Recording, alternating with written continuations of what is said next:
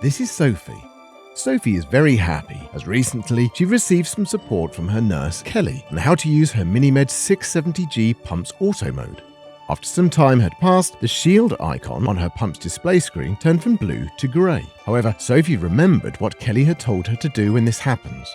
Sophie knows that when the SmartGuard shield icon turns from blue to grey, it means that auto mode delivers a safe basal. This means that the pump isn't using the sensor's glucose values to adjust the basal dose, but provides a fixed insulin delivery based on safety calculations. Sophie's pump is delivering a safe basal now, and this can happen for different reasons. For example, the sensor isn't providing a glucose value because her pump has stopped communicating with the sensor's transmitter. Sophie reads the text on the pump and confirms the message. She will then need to follow the instructions on what to do next. Sophie knows that her pump can deliver a fixed, safe basal for up to 90 minutes.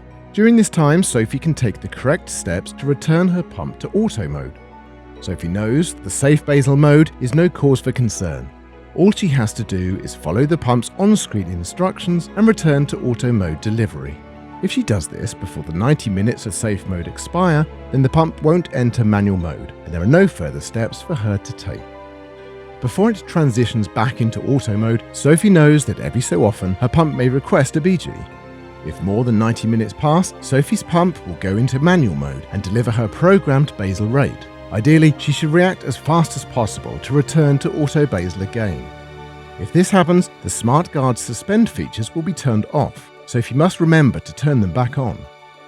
There will be a message on the pump stating that suspend before low and suspend on low is switched off. She needs to remember to switch them back on.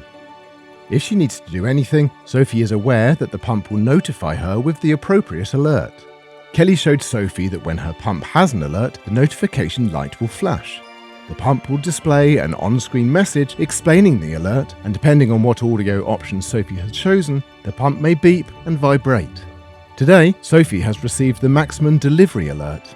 To deal with this alert, Sophie has to perform a BG test, enter the value into the pump, and wait to see if the pump determines that it is okay to resume auto mode.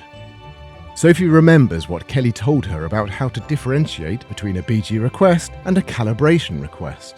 A BG request is used by the system to continue auto basal delivery, and a calibration is to ensure sensor accuracy and generate glucose values. Sophie knows that she doesn't necessarily need to perform a calibration when her pump requests a BG.